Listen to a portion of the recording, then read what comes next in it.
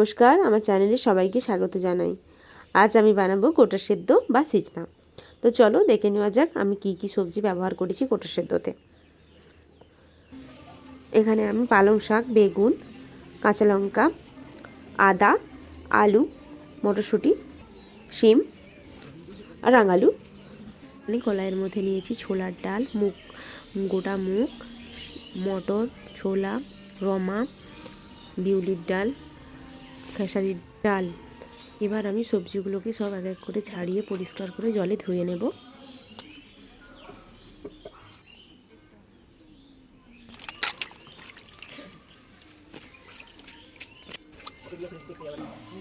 কাঁচা লঙ্কাগুলোকে গোটা ধুয়ে নিয়েছি। যেহেতু এটা গোটা সেদ্ধ তাই গোটাই যেগুলো গোটা সেগুলো একটু ছোটো মাপে সেগুলো ধুয়ে নিয়েছি, আর যেগুলো একটু বড় সেগুলো মাঝে কেটেছি। আর সামান্য সজনে ফুল নিয়েছি। এবার আমি মশলার মধ্যে আদা বাটা নেব অনেকটা পরিমাণে, কারণ এটা শুধু আদা দিয়ে আর জিরে দিয়েই হবে।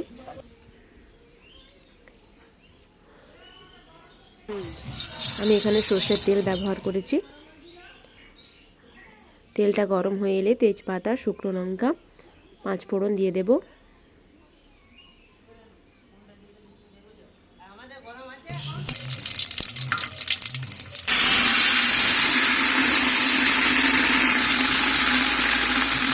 আদাটা ভাজা হয়ে গেলে সামান্য জল দিয়ে দেব। এরপর জলে হলুদটা গুলিয়ে রেখেছিলাম সেটা ঢেলে দিলাম এবং সামান্য পরিমাণ নুন দিয়ে দিলাম। প্রথমে কলাইগুলোকে দিয়ে দেব।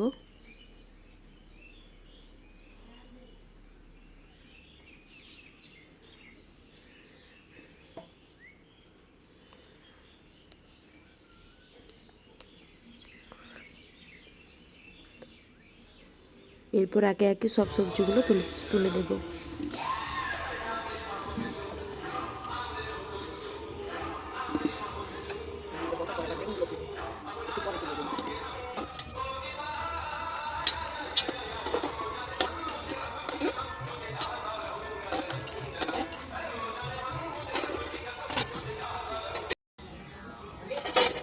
এরপর কেটে রাখা বেগুনগুলো দিয়ে দেব, দিয়ে ঢাকা দিয়ে দেব।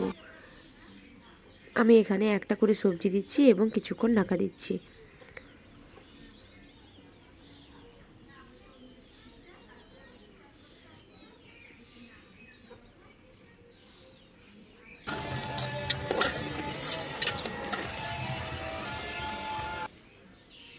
গোটা শিমগুলো ঢেলে দিয়েছি।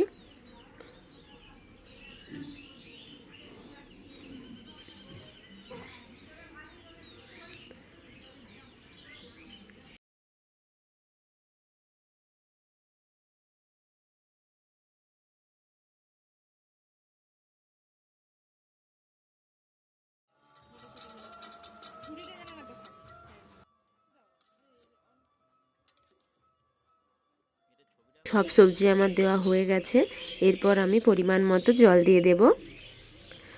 জল দেওয়ার পর একটু নাড়াচাড়া করব আর নুন দিয়ে উপর নিচ করে দেব। তারপর 5 মিনিটের জন্য ঢাকা দিয়ে দেব।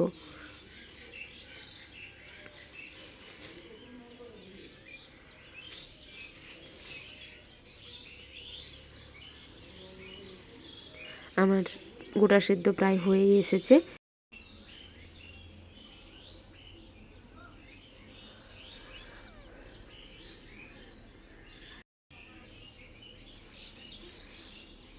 আমাদের এই নিয়মটা আছে যে শাল গাছের লাঠি একবার ছোঁয়াতে হয়।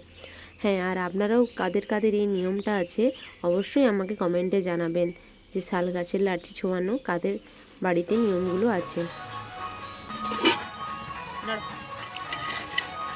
আর আমার ভিডিও যদি আপনাদের ভালো লেগে থাকে প্লিজ একটা লাইক করবেন আর সাবস্ক্রাইব করতে ভুলবেন না।